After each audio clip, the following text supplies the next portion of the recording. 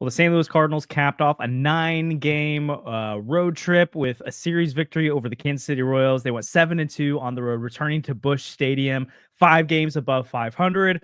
What is this team? Are they a contender? Should fans fill Busch Stadium again? What's with the lineup construction? Ivan Herrera at the next Albert Pujols? I don't know. We're going to talk about all of it on this episode of Deal on the Cards.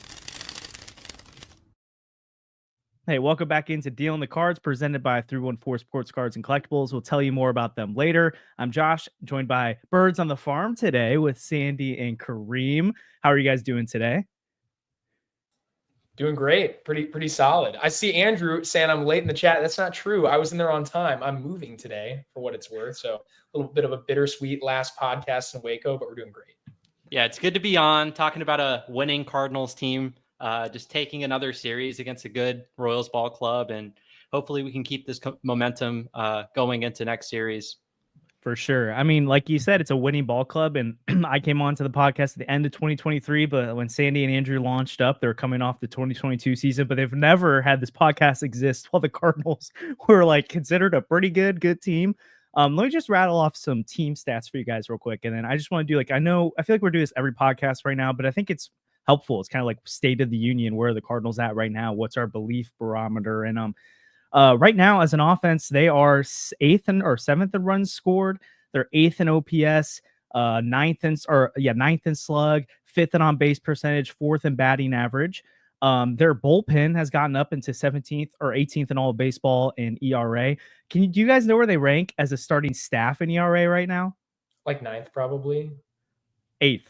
Okay, yeah, right which is like the top 10 staff. I'm like, I mean, again, I'm not gonna go as far to say the rotation actually is top 10, but it's producing right now.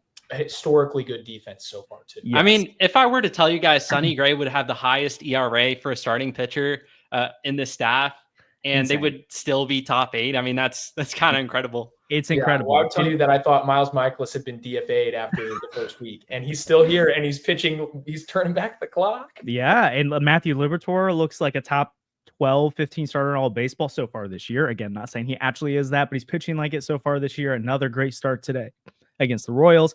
I was actually pretty surprised today on the broadcast. I hadn't just kept up with it in a few starts, but basically he's suppressing lefties and righties equally at this point. They both have sub 550 OPSs against them. Again, we've always known righties have kind of clubbed off on him. Again, the Cardinals are 5 games above 500. Just went on a road trip against a lot of tough teams. They've had a lot tougher of a schedule as of late, and it hasn't fazed them at all. They're playing really good baseball, and they started the streak without Ivan Herrera in the lineup, and they've got him back right now. And again, I joked about it earlier, tongue in cheek, but he's getting these Albert Pujols comps as of late. He's hitting better than Aaron Judge. Again, I'm not saying that's true, but I am actually pretty high on Ivan Herrera, so we should definitely talk about that. But again, you've got this rotation, and Sandy, you talked about it and alluded to it, against a league best defense behind them right now, where they're I don't know what it's after today's game. But going into today's contest, they're eight outs above average as a team, better than the Houston Astros, who are second in all of baseball. You've got elite defenders all over the field. You've got Walker, who's raised his floor, where he's not necessarily a world beater out there in right field, but it's more than passable at this point. We get Wynn, VS2, Arenado, Donnie all play great defense in their positions. Willis Contreras looks like a top 5 defensive first baseman.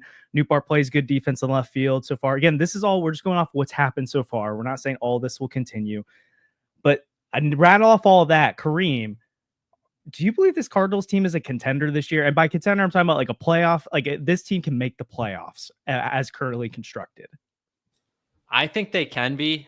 And I was entering the season, I wasn't overly optimistic about that happening, but they played great. You talked about Matthew Liberatore. I don't think any of us expected him to pitch the way that he has. Nope. And I don't think we can project him to, keep up at this level. But even if he's in the 3s somewhere like 3.5, 3.6, that's still a much better outcome than I would have expected for him if you told me, he would be starting in the starting rotation. And, offensively, Victor Scott, I know he's cooled off a bit, but got off to a great start. Ivan Herrera, looking like prime Albert Pujols out there. Woo!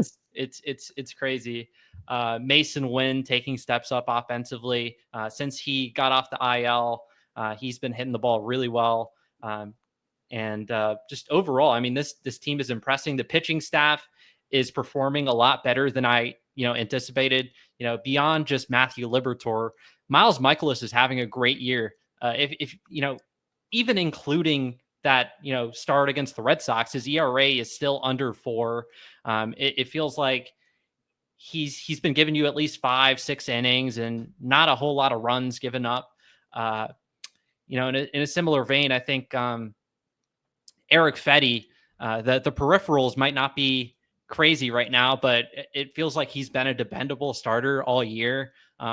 Much like Michaelis, there are a couple starts that he gave up, a decent amount of runs, but aside from that, I mean, he's given you quality starts pretty much every time he's out. And Sonny Gray is regressing a bit so far this year. I think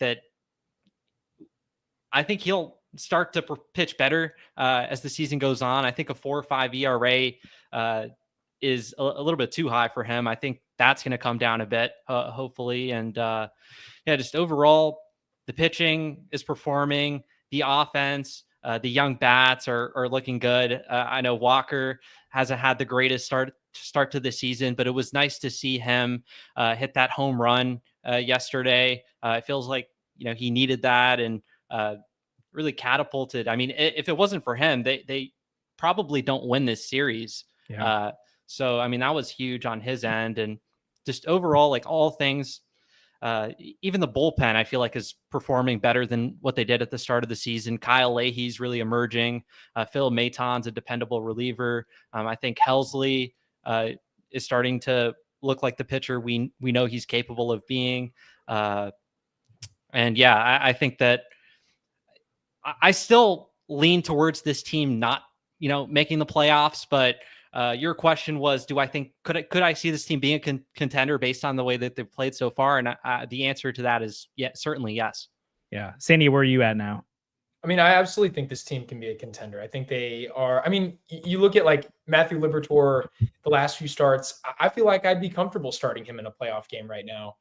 He started, I mean, let's go back to the series in Philadelphia. Did it not feel like a playoff series to you? It really did. The crowd was loud. They were into it the whole time, especially that first game where you had Sanchez and Liberatore just trading dominant frames. Yeah. Obviously, it unraveled a little bit at the end, and neither guy. I mean, I don't think Liberatore actually pitched out of the 6th that night, which was a bit unusual for him. But they could have left him in. His pitch count was low enough they could have. But it was good management by Ollie. Regardless, though, like that felt like a playoff series to me. And the Cardinals went in there and they took 2 or 3 from Philadelphia, which is a matchup we very well could see in a wild card series this October, right? St. Louis on the road in Philly. It's not the craziest thing, little 2022 redemption arc, but absolutely. I love what Kareem was saying, and I just want to add a couple more things in there. Like Andre Palante had a bit of a rough start, but he seems to be pulling it together. And even though some of the peripherals aren't great with him, you're still getting a guy who's generating more ground balls than any other starter in all of baseball, about 65% hit rate there, that's a big deal. It's allowed him to navigate through a lot of trouble. And again, the defense the Cardinals are playing right now is historically good. You maybe can't say it's going to continue to be this. Like, they're lapping the field. At last time I checked, it was about like 4 or 5 days ago. The Cardinals led all of baseball with 24 team outs above average. No other team had more than 14. Only one other team had more than 9. Which was the Houston Astros with 14. So I don't know if the Cardinals will continue to be 3 times as good as everybody else defensively, but they've been really, really great. And even today, they played fantastic defense against Kansas City for the most part. I know that one ball went off Arenado, whatever. Nootbaar had trouble picking that one up in the corner. That actually did lead to the winning run scoring. But before that, it was great. And if the Cardinals continue to do all the little things right like that, their starters are going to continue to perform above their actual metrics, right? Like, you see Michaelis and Palante especially getting helped out by that. I'm very optimistic on them going forward. I wouldn't say they're a surefire playoff team because we don't know. Some of these things could regress, right? Like Libby could regress towards his mean a little bit, perhaps. Or I don't know, maybe Miles Michaelis doesn't get as lucky in the second half. Maybe the defense takes a step back. Maybe they offload some guys at the deadline and the chemistry is not the same in the second half. But it's you can't deny that so far they're performing well above expectations. They're having a great season. And even in a very crowded NL playoff picture, the Cardinals are sticking out a little bit. They've got a better record than the Diamondbacks. the Brewers, the Reds, the Braves. And those are 4 teams that most people thought would finish ahead of the Cardinals this year. So to this point, it's been really great. And they're right up there with some of the better teams in the National League. Yeah, I'm in full agreement with you guys. Can they be a playoff team? For sure. Am I ready to say like lock and load it right today? No. And I think for all the reasons you guys said, but the additional thing I'd add is they lack the depth of a lot of these other contenders to be able to withstand major injuries they go through. And like if Ivan Herrera were to go out for another 2 or 3 months, I think that'd be a huge blow to this lineup, even with how productive it was without him.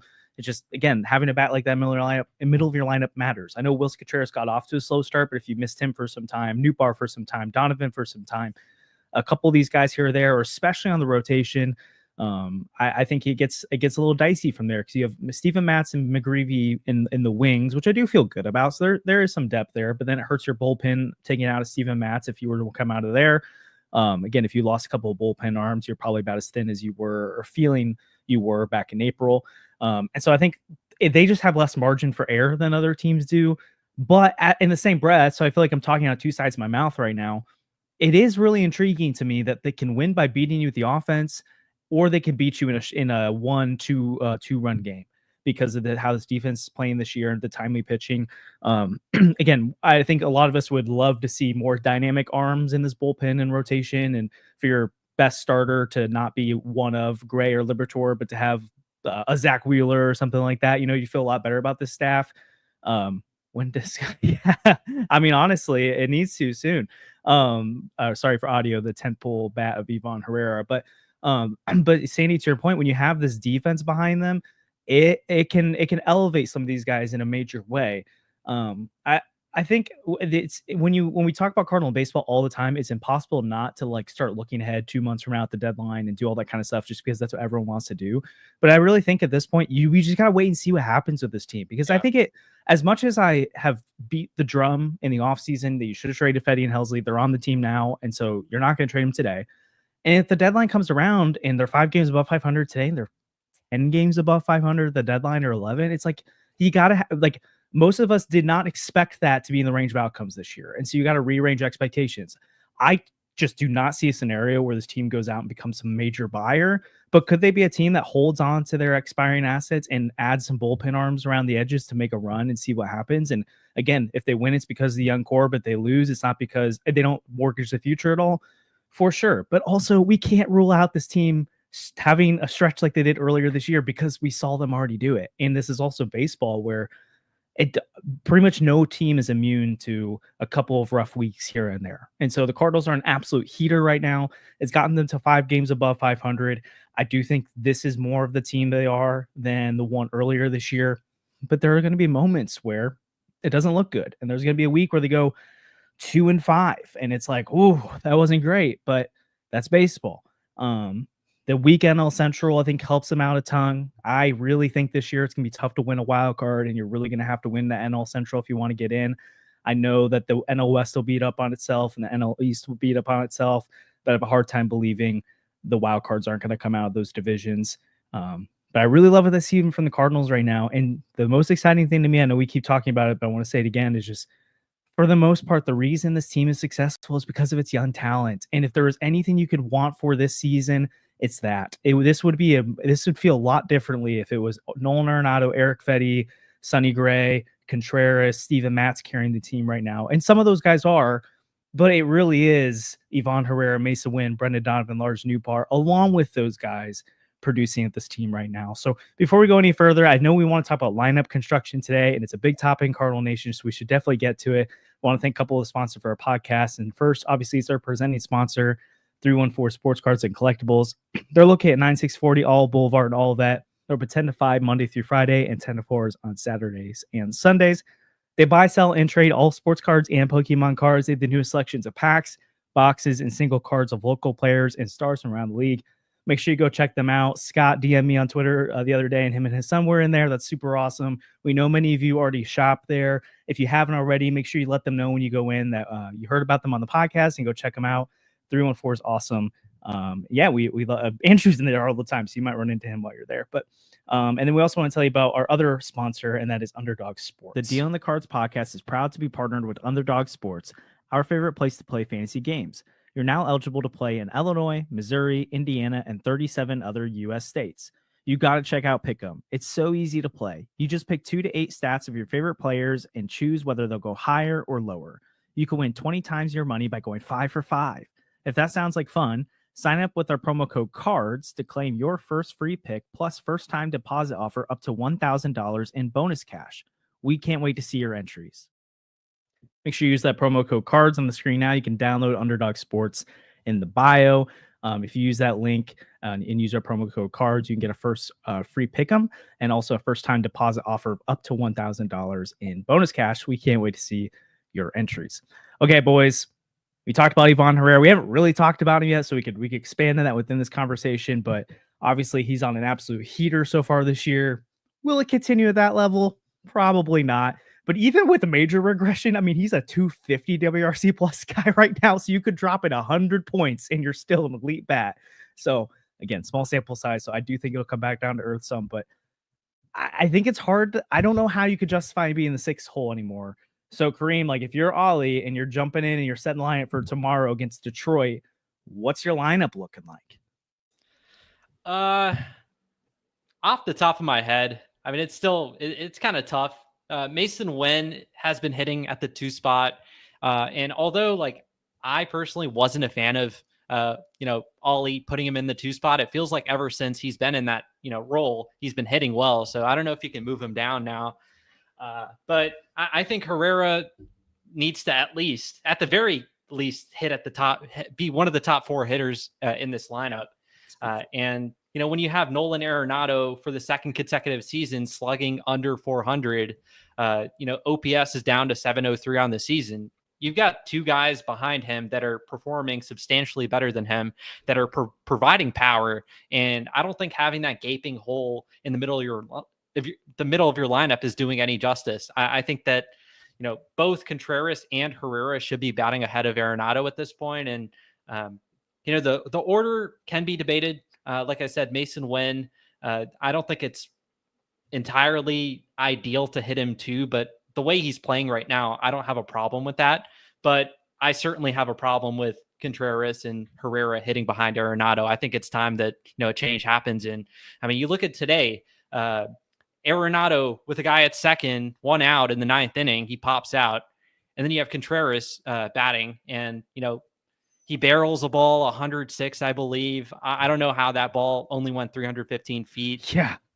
It feels like, the exit velocity and launch angle was desirable enough for an extra base hit there and, didn't go anywhere. I guess the wind was just not blowing in the right direction. But I think that you would certainly want Herrera to get a shot in that opportunity to tie the game or, potentially, bring in the winning run with a home run or, so in that sense, we saw it today, what not optimizing your lineup can do to you. And I think it stung not being able to see Ivan Herrera get an opportunity in the 9th inning. Yeah. Sandy, is that where you're at? I couldn't agree more.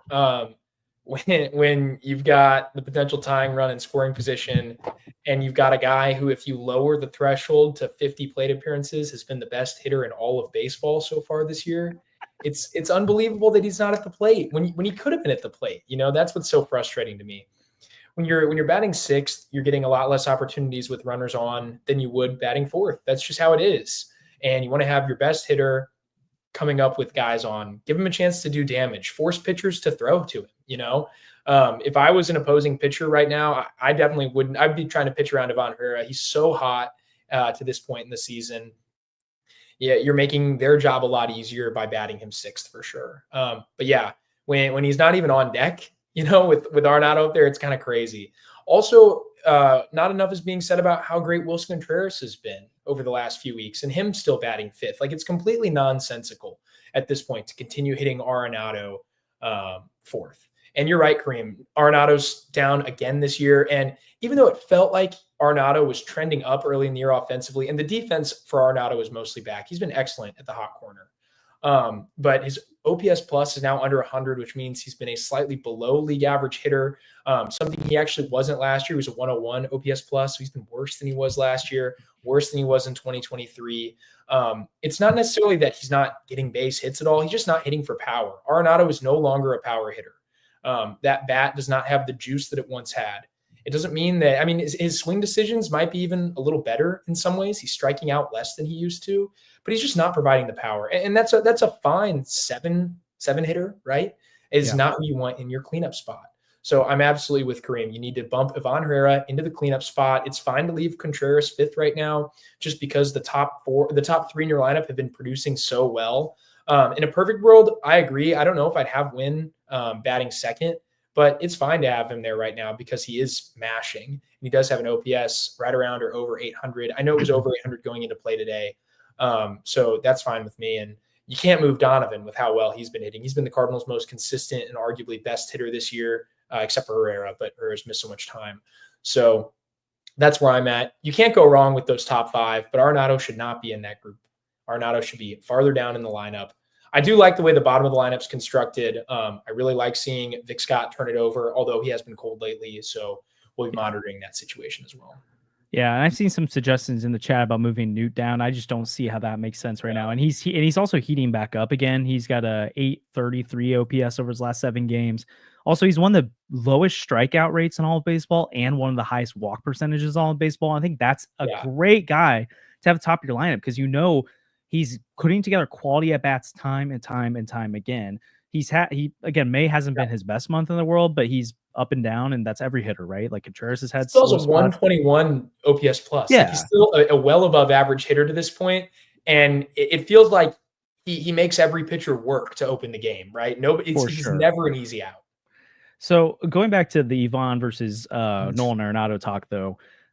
So again, it is a small sample size, right? I mean, Fangraphs has an update to the stats today, but going into today, he had 356 plate appearances over the last 3 years, which some of that is self-inflicted from the Cardinals of holding him at AAA at times.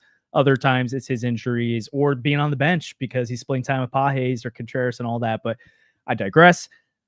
He is the 12th best hitter in baseball by WRC plus in that time at 146 above Bryce Harper, Bobby Witt, Vladimir Guerrero Jr., Gunnar Henderson, Matt Olson, Jackson Merrill, all these guys.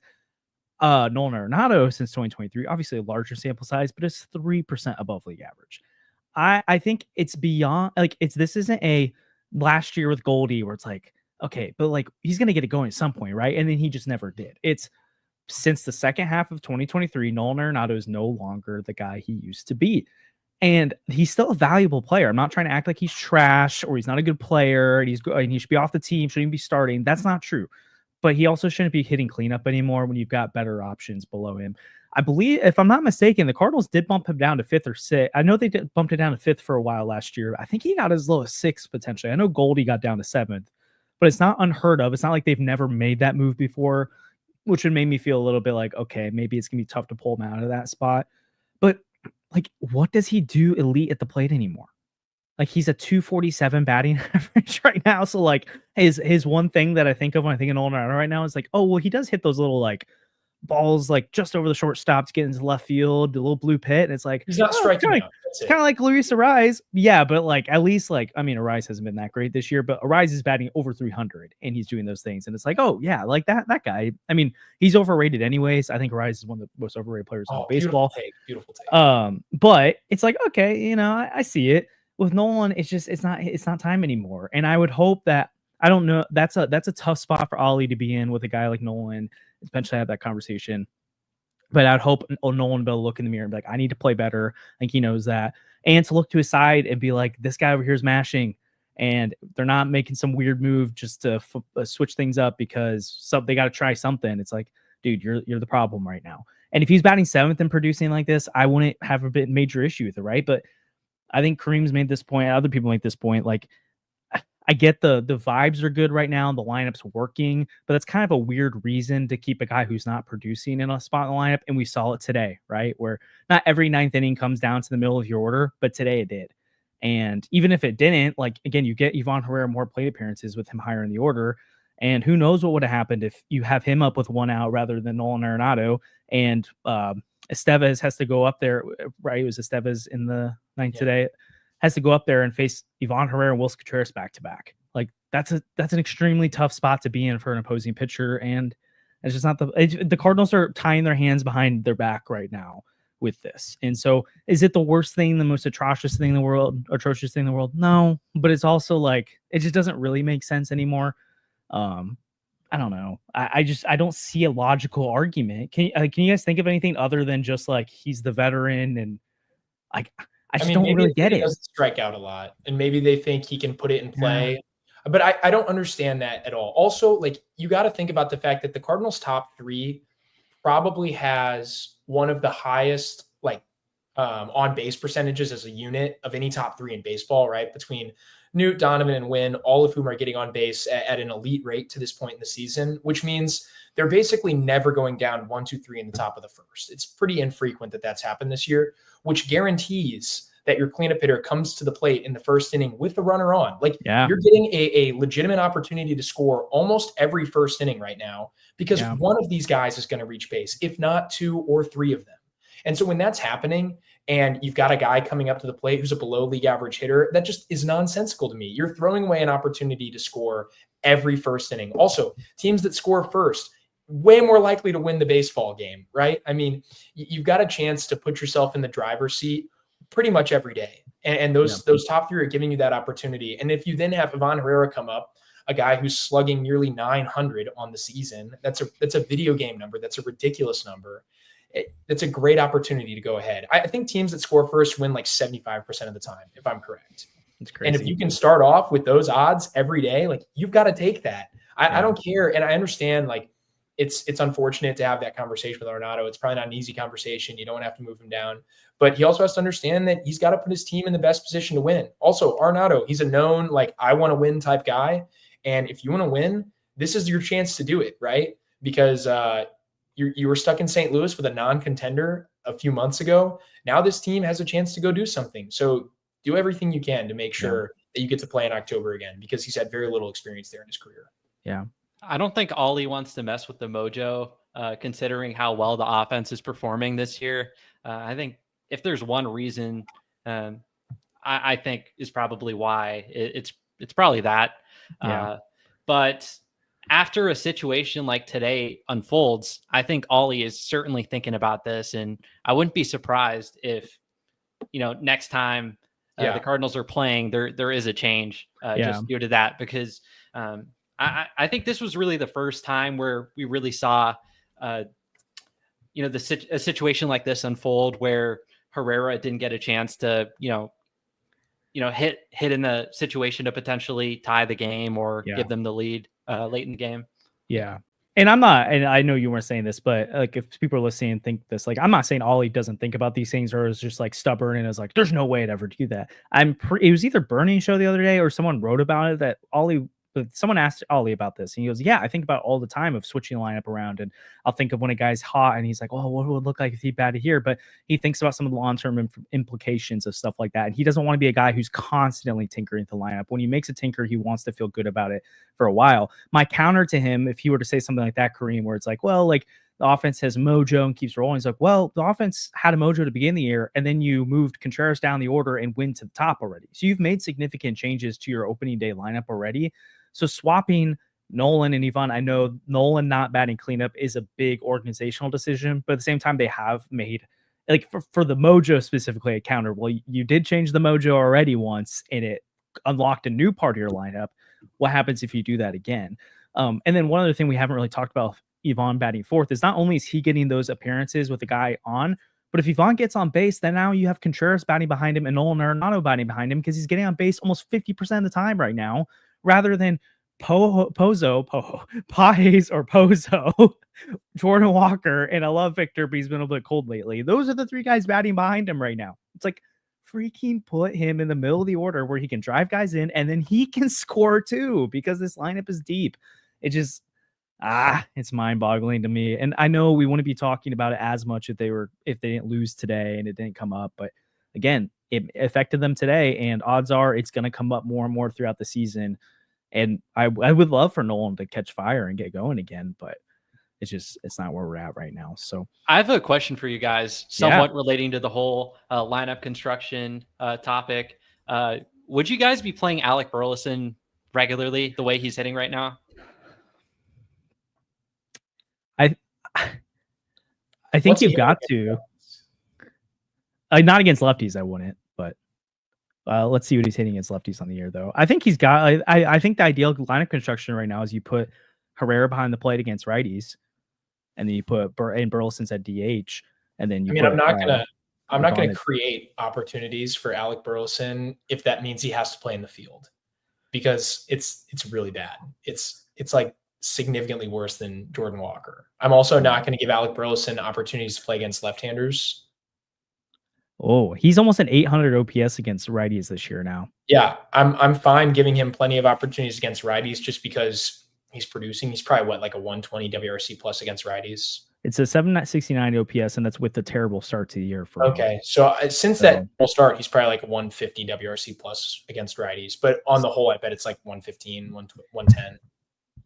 I would say like not quite every day against righties, because even though we've talked about this, and I see both sides, but I'm okay with Ivan DHing more often if that means he's going to be the freshest possible bat version of himself all the time. I'm prioritizing making sure that bat plays as good as it does all the time. But I do think he needs to start catching more than he has been. Yeah. And I get against lefties of the roster construction right now, you don't really care for Gorm or Burleson being in there, and your other two options are Pajes and Pozo. So you might as well put one of them behind the plate and get Ivan off his legs. But I think against righties, like why do you have Burleson and Gorman on the roster if they're not going to start, if neither of them are starting against righties? I don't understand what they're doing with Gorman. Andrew's been on this all year, but like the whole runway with Gorman thing, there's no runway. Nolan Gorman's not playing. Nolan Gorman is sitting in the dugout pretty much every day. Yeah. Guess how many plate appearances he has so far this year? 35. Oh, more than that. Okay. 60. 75. Yeah. It's ridiculous. He's barely playing. Yeah. 10th on the team. Would be 11th if Ivan was playing. It wasn't hurt. Yeah. He's not a regular. He's just not performing right now. I feel like they've completely tried to transform the kind of hitter he is. It just, like, I know the swing decisions have been better this year, but just in terms of what he's doing when he makes contact, the bat speed is not anywhere close to what it was last year.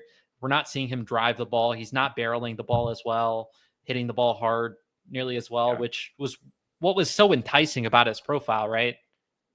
So, his strikeout rate is better from last year. It's down 10 percentage points, but is that even worth the expense it's coming at? Whereas, he's not hitting for any sort of slug anymore.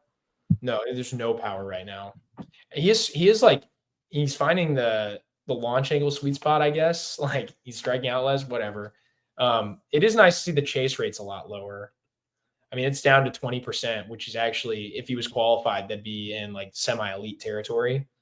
But yeah, I wanted to point this out real quick. And I know Pointer Production just said something, but yeah, Herrera he will return to his mean, but his mean might be higher than anybody else's on the team. Like that's the point here. Herrera's mean might be 50% above league average or 45% above league average. Like we might be seeing the makings of an elite hitter, a guy that's one of the 10 best hitters in baseball at some point in his career. I mean, we really, like, some of us are that high on Herrera. So yeah, he's going to return. Like he's not going to be Aaron Judge forever, but he sure might be the best homegrown hitter the Cardinals have developed in over a decade. And we're not talking about knocking down some elite hitter. It's Nolan Arenado, who in a large sample size is a league average hitter at this point. And so I don't think it's not an overreaction micro decision to move a guy down who all he's done is hit. His mean, quote unquote, is like 30%, 40% above league average at the plate. Yeah.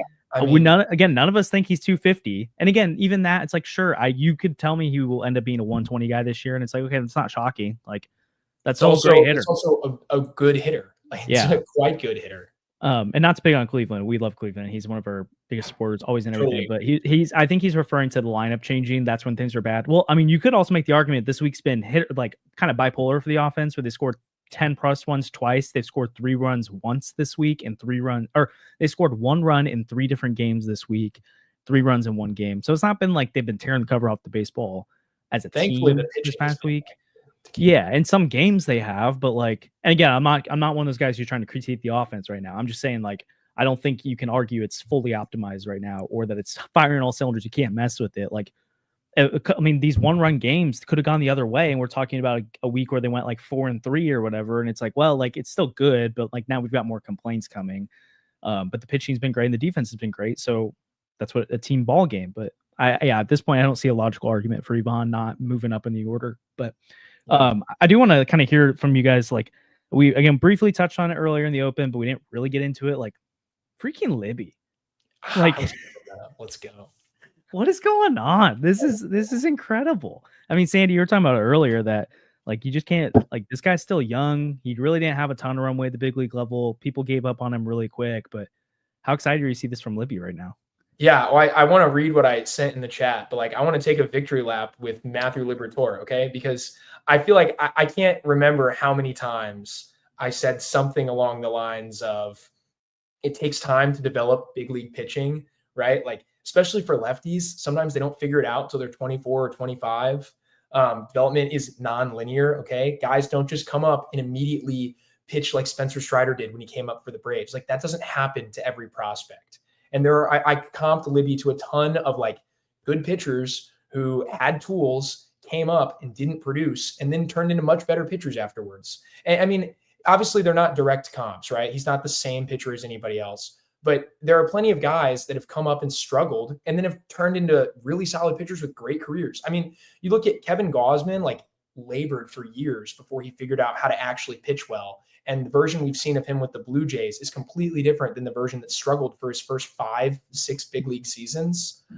He didn't even turn into who he was until he had a multiple changes of scenery. So this stuff happens. It's not the craziest thing ever. And people were giving up on a guy who is a lefty, who throws multiple potential plus pitches, who's shown that he has big time velocity, just hasn't been able to maintain it before this year, late into starts. But there's a reason Libby was a blue chip prospect. There's a reason the Cardinals acquired him from Tampa Bay. They gave up a lot, right? Randy Arozarena to get him. And it just felt like Cardinals fans have been really unfair to the guy since the moment he arrived in St. Louis. I remember them saying that we'd been fleeced on the day of the trade. Randy Arozarena goes off. Granted, he had some strong moments in Tampa Bay, including an all-time postseason. But right now, like, I'm really happy Matthew Liberatore is in this rotation. And it's just, I think a lot of people need to go back and apologize to Matthew Liberatore and Matthew Liberatore supporters and understand that sometimes the stuff takes time. Also, it's a great mindset for thinking about a guy like Jordan Walker, who we know the talent's there. Stuff like this takes time. And sometimes it's worth struggling through some rough times to get to a guy's finished product. I mean, these players, they're young kids. They're coming up at 22, 23 years old. I'm sure guys that are not playing professional sports, whatever job you're working in, you're not the same guy at age 22 as you are at age 30. And sometimes it just takes time to figure this out. It's a difficult job. It's got to be incredibly stressful to be pitching in a major league stadium in front of 40,000 people. It's just different. We've seen Libby dominate in the minors at different stretches. So it's just nice to see him put it together. And yeah, I'm really high on him moving forward. He's coming into today. He had a 1.35 ERA plus. I think there's a chance he finishes above that this year. He did raise that significantly today, dropped his ERA under 3. So a lot of stuff to love about him moving forward. Kareem, what specifically have you seen from Libby, like repertoire wise, how he's attacking hitters, that's kind of led to some of the success this year? I think the slider execution has been a lot better, being able to command that pitch to his glove side, in on righties, away from lefties. Another big thing is the development in his changeup against right-handed hitters. Throughout his minor league career and, the few years he played in the major leagues, he didn't have any sort of feel for a changeup, and the pitch didn't grade out particularly well in terms of stuff either.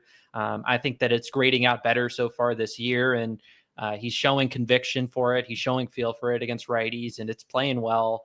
Liberatore's fastball, his four-seamer and sinker aren't, the best offerings in terms of specs, but I think he's manipulating both of those pitches well, and effectively using them in matchups, and being able to throw hitters off balance with both of those pitches. And he's also got a cutter. So I mean, you're really seeing the kitchen sink with Liberatore. It's not I think his slider is clearly his best pitch, but aside from the slider and, I guess you could say curveball too, he doesn't have, explosive, overpowering stuff. The arsenal is, not the craziest thing in the world, but I think he's just sequencing well. I think, as I said, the development in his changeup, making that a viable pitch against righties, has been huge for him because, that was his Achilles heel entering the season, not being able to get righties out. And he's been able to show that he can do that at the next level starting. And, that's been very exciting. And, overall, I've been really encouraged by what I've seen with him so far. And, I'll happily eat my words, entering the season. I didn't understand why the Cardinals decided to, opt for him in the rotation versus someone like a Michael McGreevy. Not that I hated the idea of giving Liberatore another opportunity, but I just thought, McGreevy was more deserving of that spot with the way Liberatore had pitched, in previous years. But, I'll happily eat my words. Like I said, it's been a great start to the season. Liberatore's been the Cardinals' best starter.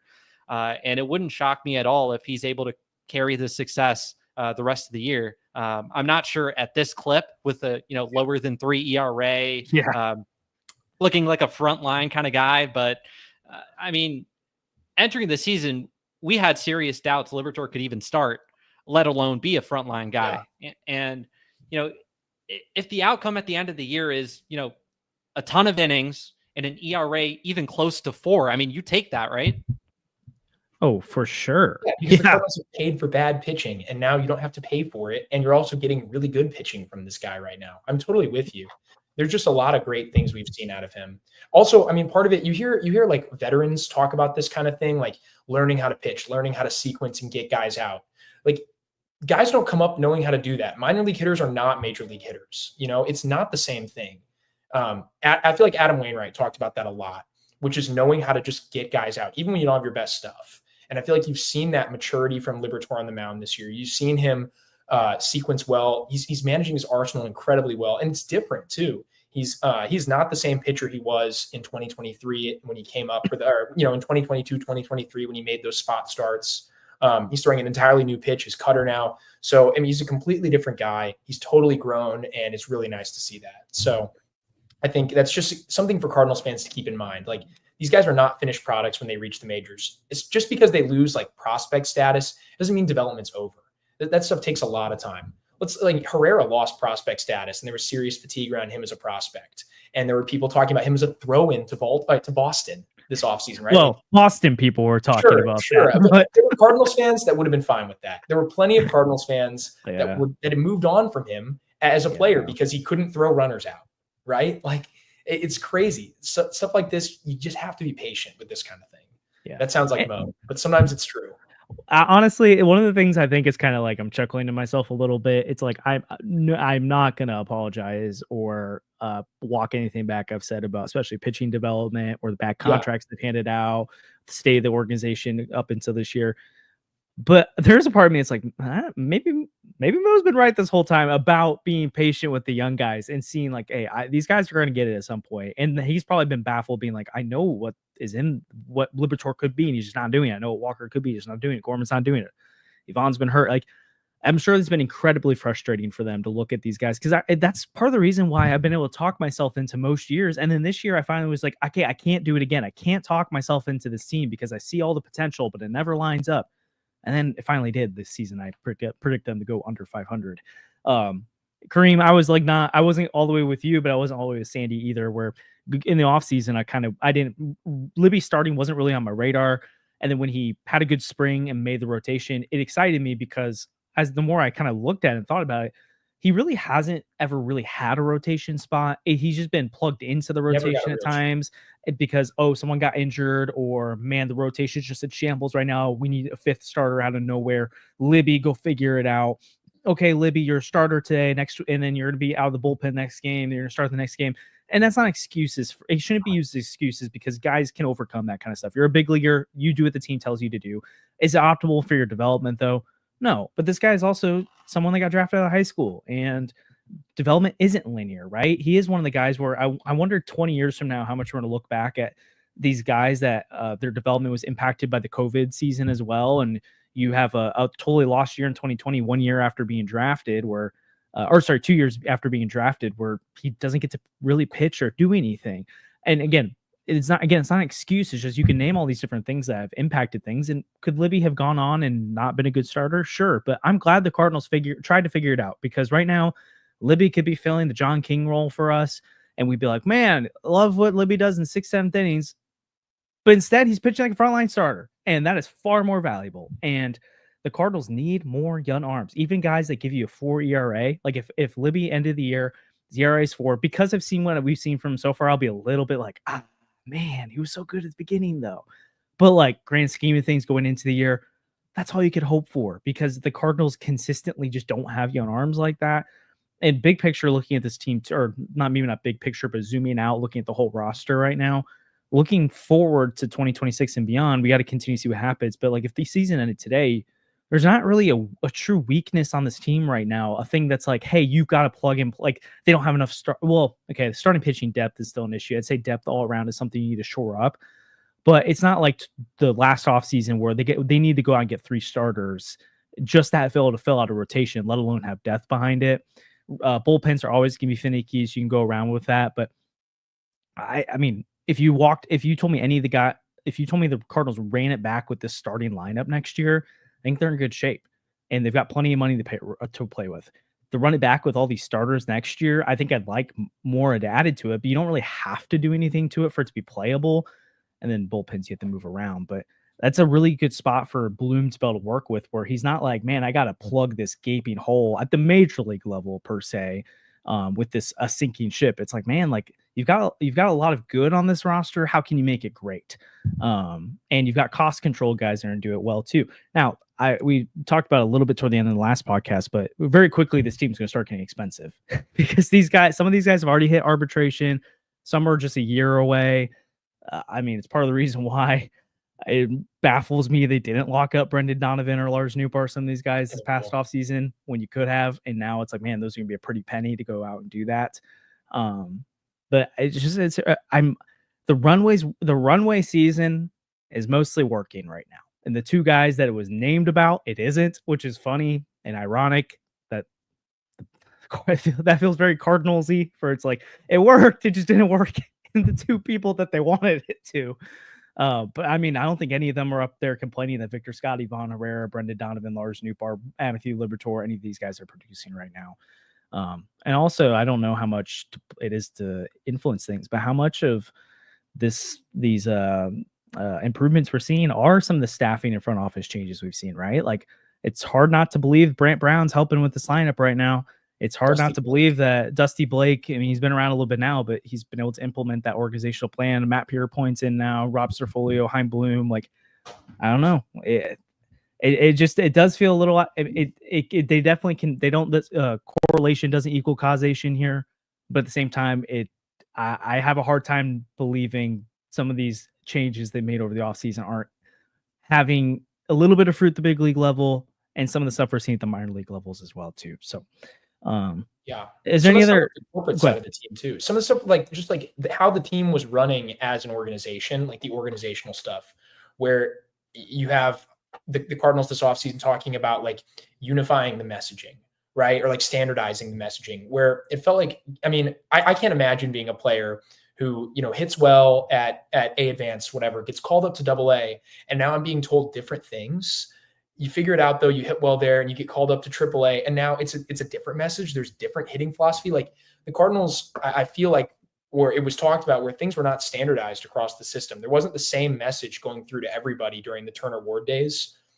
It's a huge problem. Like, can you imagine how frustrating that would be as a player, to be told different things, to have them trying to change you at every level, moving away from your profile or who you know yourself to be as a player. So I think that's a big part of this too. And I think you might see, you know, developments from other guys who have just had trouble dealing with the Cardinals' organizational shortcomings. And now if some of that's fixed, that's going to go a long way to fixing player development in the future. Yeah. Any other big league topics we want to talk about today? Otherwise, I want to give you guys a little bit of like a mini segment to get people ready for Birds on the Farm here soon. But anything else you guys want to talk about today? Okay. It's a big Kareem, what's with Ronel Rodriguez, dude? It's crazy. Who is this guy? Yeah, I mean, he exploded on the scene last year in the Dominican Summer League. And, so far this year, Florida Complex League, he looks like the best hitter in that league already, just 18 years old, has some thunderous power, is consistently elevating. The exit velocities have been encouraging. He's gotten up to 113 max. And yeah, I want to see this guy in Palm Beach soon. He's just hitting the cover out the ball. And definitely one of the more exciting international prospects that the Cardinals have developed recently. And I just can't wait to see him in full season ball and see how these rookie ball numbers translate to full season ball against better pitching. And we'll have access to the StatCast data in single A. I'm going to be deep diving on that when Rynel gets over there. And yeah, it's awesome. I mean, the organization could use a bat like Rynel Rodriguez. And I know with the way Herrera is playing right now, we've talked about that all episode, but this organization is really starving in that high end, offensive talent. And Rodriguez is seeming like, he could end up being that. Still years away, just showing this in rookie ball, but you have to be encouraged. And, the Cardinals haven't had a ton of success in terms of developing Latin players. I know Herrera has been, the cream of the crop for them recently, but aside from him, not a whole lot of developments there. I mean, you look at the major league roster right now, aside from Herrera, is there anyone else that, the organization developed Pies international? He was drafted. He was drafted. Yeah. I think Ivan's only got on the major league traded roster for Pozo.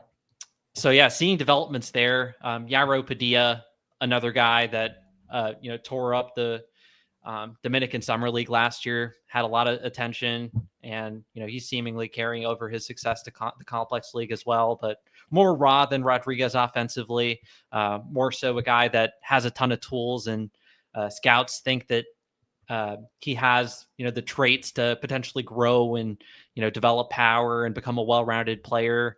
He's already showing great instincts at shortstop and is a plus athlete. So yeah, I mean, it's always exciting to have these guys coming out of nowhere, seemingly from that you signed internationally. And I want to see Rodriguez in single A soon. Yeah, and I know you've kind of said this, but I just want to reiterate. It's like, it is rookie ball. He is 18. Like, there's guys like this that pop off. Maybe not this high, but Malcolm Nunez. But they and you're like, whoa, this guy could be a star, and then they flame out, and it's like, whoa, that was way off. Yeah, listen. I completely agree. Yeah, I know you do. So I want to make sure people are listening. Don't run with it. I didn't even add him to in my top 30 list before the season. More so due to the fact that I didn't have any data on him. He didn't play stateside. He's not an A-ball. So I didn't even want to include him just for that. Like, could this guy be a top 5 player in the system? Could he be top 50? Like, I just didn't know where to place him. So I just decided not to rank him. And same thing with Yairo Padilla. So I 100% agree. I mean, Malcolm Nunez won the Triple Crown, hit 400, had a crazy slash line in the Dominican Summer League. And I don't think he's made a major league debut. He didn't. Yeah, he got traded to the Pirates in like the Oviedo Quintana trade, right?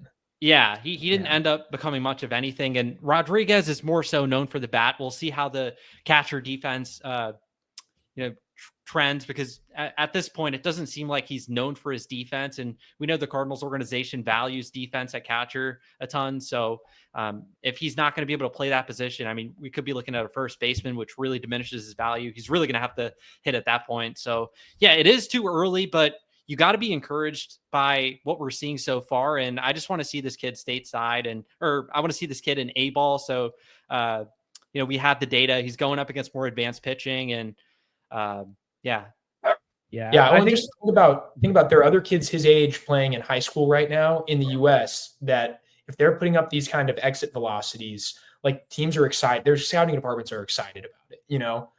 It's just like the young age that he's doing this, and he's already playing at least some form of ball that's definitely more demanding than the American high school schedule, which is awesome. He's just so young to be doing that. And if he comes over stateside, I don't know if they'd be able to do it this season or next year. At 19, to already be playing full season baseball is a huge deal because you're multiple years ahead of interesting college prospects, So I think that's just why it's so crazy. It's like putting out these eye-popping exit velocities as a high schooler who, it's insane. High school age. That's crazy. Because when I was 18, I definitely could not do that. I still can't. One thing I'll add to it, though, too, is which is intriguing to me, but again, full caution still, is that this isn't just like, oh, Cardinals fans are looking at the box scores of Rynel Rodriguez and being like, whoa, this guy's awesome. You heard rumblings this offseason from like Baseball America about this guy they're talking to being like, yeah, this Yariel Padilla and Rynel Rodriguez, these guys could be dudes. And then like I know Kyle tweeted out the other day where he was talking to some people in the industry and not people necessarily reacting to this home run streak, being like, if he was in this draft right now, be a top 30 pick. And so again, this means he's going to be a star or even a big leaguer. It's just like, hey, this is really cool to watch and let's keep monitoring it because it could be a huge development for the organization or could be someone that 10 years from now, you're like, remember Rynel Rodriguez? You're like, who is that? And you're like, oh, he had 10 home runs that one. You're like, oh yeah, I remember that. He's kind of cool. Who knows? We'll see. But if the Cardinals, I joked about it the other day, but I honestly wouldn't be mad if they did. Maybe they just need to keep acquiring catchers because it feels like figure out where they'll play later, but for some reason they work out. But again, you can catch more. I'm sure he's gonna be a topic of conversation. JJ Weatherholt heating up again. Maybe he'll be a topic of conversation for you guys. But then draft content. I think you guys are gonna start talking more about that in Birds on the Farm here soon, right?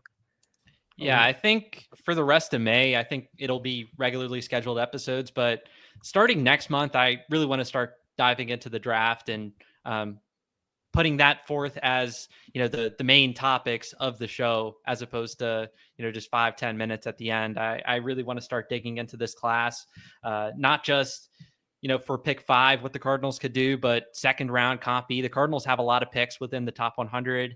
They'll be making 4 selections on day 1, I believe, first, second, comp B, and third round. So, I just really excited to, dive into the draft and talk to you guys about that. Yeah, excited to hear you guys discuss that here soon. I know we'll talk about a little bit on the pod as we go through, but Birds on the Farm, again, if you want to talk about what's happening in the Cardinals farm system, keep up with the draft on the way up. Obviously, we'll do a draft day live stream again, but if you want to keep up with things, make sure to check out Kareem and Sandy on Birds on the Farm. They'll have regular episodes this month and next month. And again, like Kareem just said, they'll ramp up more on the draft side next month. So been a good stream with you guys. Kareem, thanks for joining in. Sandy, good as always. Andrew's over in Japan, so we'll get him a little bit over the next few weeks, but he'll probably be more spotty than usual. But my dog's barking. You know what that means? I think it's time for the podcast to be over. But thanks for joining, as always. Yeah, Bo Rooney in the day. But like and subscribe, helps channel a ton. We'll catch you guys after the Tigers series. Thanks for tuning in. Thanks, Bo. Thanks, Brian.